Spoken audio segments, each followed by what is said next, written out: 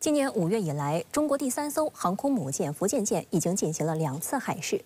日前，浙江及上海海事局2则关于东海部分水域范围内执行军事任务及大型船舶深水航道出口实施交通管制的通知。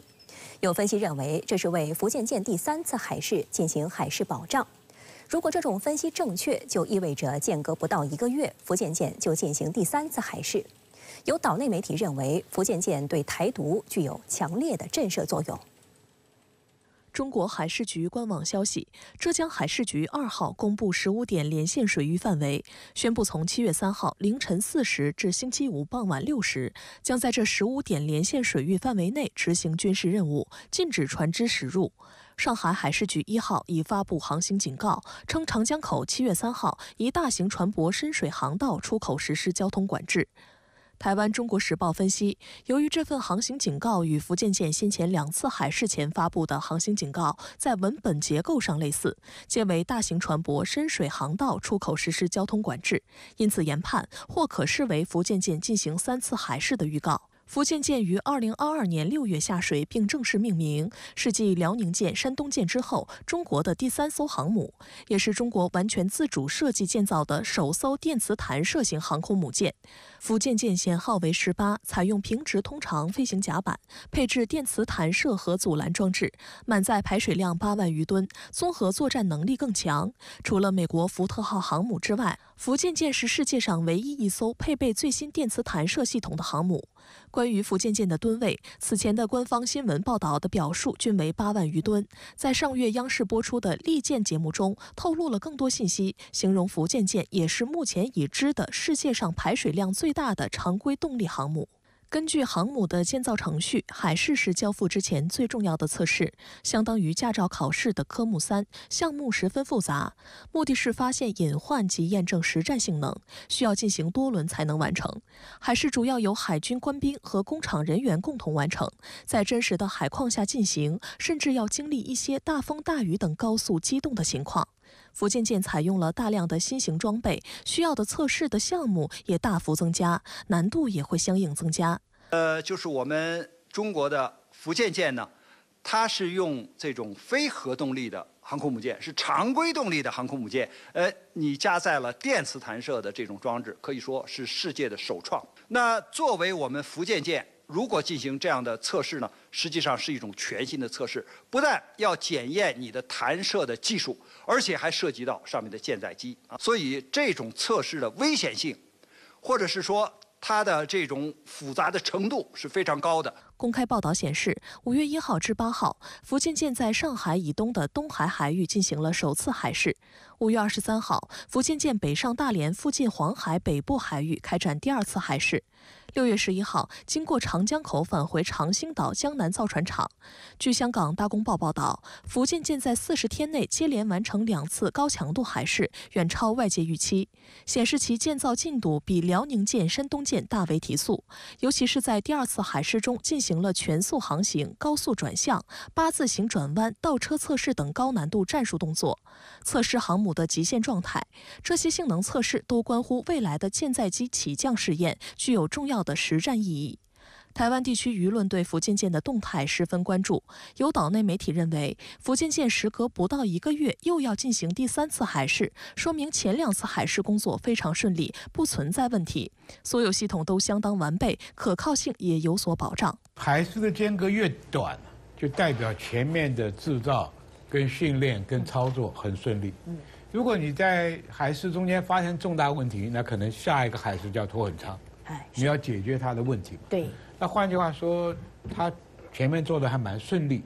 就表示第2次海试没什么问题。没什么问题嘛，他就很快可以出来做下一个阶段的科目。由于福建舰去年公布舰徽时图案出现歼35，这次海试要试验的项目，各界瞩目是否会演练歼35甲板弹射起降项目。我想很清楚了，它就要进入到真正海试的重头戏了，就是起降的测试啊，对不对？航空母舰就是一个浮动、移动的这个就是飞机场。山东舰它的前一艘大陆的航母啊，它一共就是说海试了9次，9次里面大概前后是1年半的时间，是，所以这一次看起来啊。它所有的进度比山东号快。为什么会这么短？就2次海试时间都这么短呢？我们推测原因就是说，它的适航状况非常好。台湾海军前舰长吕礼诗指出，舰载机落舰测试需要进行多次。台军退役中将帅化民则认为，舰载机落舰测试不仅测试航母的物理性能，更是对飞行甲板操作团队的一次重要考验，特别是进行触地重飞操作，即飞机在即将着陆前迅速将机头拉起，重新起飞的特殊程序。这种高难度动作的训练，对确保舰载机作战能力的快速反应极为关键。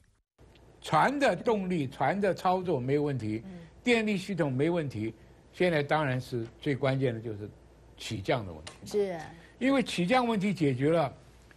那么起降问题有没有看出飞机有没有问题？飞机的起落架是跟你船上的这个拦截钢索，跟你这个电动推送出去，这些东西都要经过有一段时间的演练。是，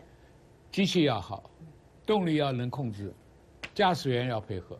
指挥、调度要配合。那这个科目很多。对于福建舰下一阶段海试重点，香港大公报的分析认为，主要包括3方面。首次是在动力系统方面，继续测试各种海况和极端气象条件下的可靠性。其次，福建舰与前2艘航母不同，需要对电磁弹射器和电磁阻拦系统进行严格测试，这是电弹航母战斗力的核心保障。而后在择机适时进入舰载机起降测试阶段。辽宁舰是在2012年9月正式交付入列之后，当年11月首次进行监视无起降，山东舰则是在第6次海试期间进行舰载机起降测试。我们现在有专门的这种就是陆基的培训海军航空兵飞行员的这个设备和相应的这些训练的方式，提高了就是它的这种就是航母测试的，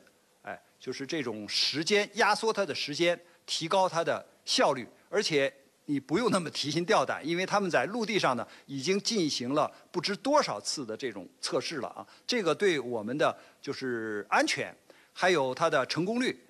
都有了相应的这种保障。中国的航母建造日渐成熟，以首次时长达20天的高强度海试作为观察指标。福建舰的第2次海试就达成这一目标，而首艘航母辽宁舰第9次海试才达成。山东舰有所提速，但也是第7次才达成。实际上，作为平直甲板布局的电磁弹射型航母，福建舰无论吨位体量还是建造工艺、工程控制、系统技术等各方面，都远超前2艘航母。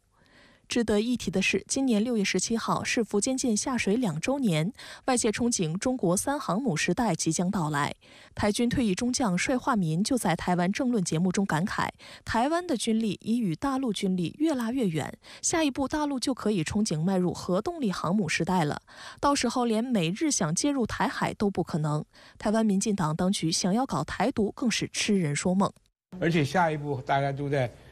可能指望是核能了，那又是完全不一样的东西。所以这个东西军武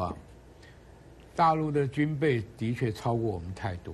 两岸的这个军武军备是没办法比了。实际上，不少舆论都指出，福建舰海试对台独具有强烈的警告作用。台湾《中国时报》注意到，大陆公布的连线水域图显示，军事任务将在浙江近海进行，其中最南端区域距离台湾不到100海里，也就是不到185公里。新加坡联合早报引述学者观点认为，解放军选在赖清德就职前的5月初进行福建舰首次航行试验，赖清德上台后5月下旬再进行第2次海试，每次海试都确实有警示的意味。目前大陆对赖清德的两岸关系论述非常不满意，福建舰海试无疑增大了对民进党当局的压力。其实它的这种测试完全是按照就是我们航空母舰的研发、建造、入役的包括检测的这些